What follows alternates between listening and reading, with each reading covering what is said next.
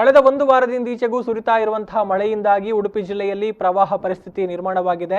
ಈ ಸ್ಥಿತಿಯನ್ನು ಎದುರಿಸಿ ಜನರಿಗೆ ಸೂಕ್ತ ರಕ್ಷಣೆ ನೀಡುವಲ್ಲಿ ಉಡುಪಿ ಜಿಲ್ಲಾಡಳಿತ ಕಾರ್ಯಪ್ರವೃತ್ತವಾಗಿದೆ.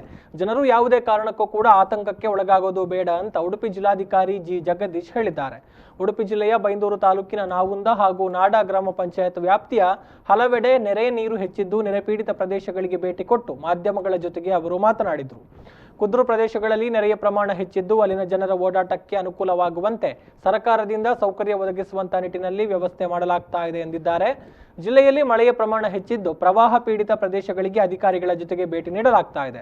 ಮುಂದಿನ 3 ದಿನ ಆರೆಂಜ್ ಅಲರ್ಟ್ ಇರಲಿದ್ದು ಮಳೆಯ ಪ್ರಮಾಣ ಕಡಿಮೆಯಾಗುವಂತಹ ನಿರೀಕ್ಷೆ ಇದೆ. ಮಳೆಯಿಂದಾಗಿ ಮಳೆ ಹಾನಿ, ಪ್ರಾಣಹಾನಿ ಹಾಗೂ ಜಾನುವಾರು ನಷ್ಟಕ್ಕೆ ತಕ್ಷಣ ಪರಿಹಾರ ನೀಡಲು ಸರ್ಕಾರ ಆದೇಶ ನೀಡಿದ್ದು ಅದರಂತೆ ಜಿಲ್ಲೆಯಲ್ಲಿ ಸಂಬಂಧಪಟ್ಟ ಅಧಿಕಾರಿಗಳಿಗೂ ಸೂಚನೆ ಕೊಡಲಾಗಿದೆ. ಜಿಲ್ಲಾಧಿಕಾರಿಗಳ ತುರ್ತು ಪರಿಹಾರ ನಿಧಿ ಖಾತೆಯಲ್ಲಿ ಸುಮಾರು 5 ಕೋಟಿ ರೂಪಾಯಿ ಹಣ ಇದ್ದು ಯಾವುದೇ ಸಮಸ್ಯೆ ಇಲ್ಲ ಅಂತ ಹೇಳಿದ್ರು.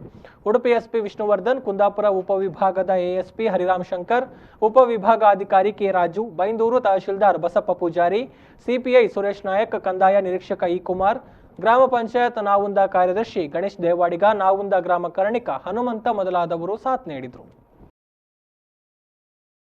ಇಲ್ಲಿ ಸೀತಾ ನದಿ ಹತ್ತಿರವಾಗಿರುವುದರಿಂದ ಇಲ್ಲಿ ಕುದ್ರು ಪ್ರದೇಶದಲ್ಲಿ ನೀರು ಸೀತಾ ನದಿ ತುಂಬಿದ ತಕ್ಷಣ ಕುದ್ರು ಪ್ರದೇಶಗಳೆಲ್ಲ ನೀರು ತುಂಬಿಕೊಂಡು ಬರುತ್ತೆ.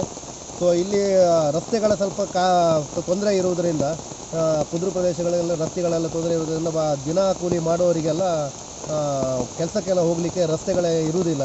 ದೋಣಿಯ ವ್ಯವಸ್ಥೆ ಕೂಡ ಇಲ್ಲ ಇಲ್ಲಿ ಹೆಚ್ಚಿನ ಸಂಖ್ಯೆ ಮನೆಯಲ್ಲಿ. ಆದ್ದರಿಂದ ಇಲ್ಲಿ ಮಹಿಳೆಯರಿಗೆ, ಮಕ್ಕಳಿಗೆ ಹೊರಗಡೆ ಹೋಗಬೇಕಂದ್ರೆ ಆಗೋದಿಲ್ಲ. ಜೋರು ಮಳೆ ಬಂದರೆ ಅಂದರೆ ಮನೆಯಲ್ಲೇ ನಿಲ್ಲಬೇಕಾಗತ್ತೆ.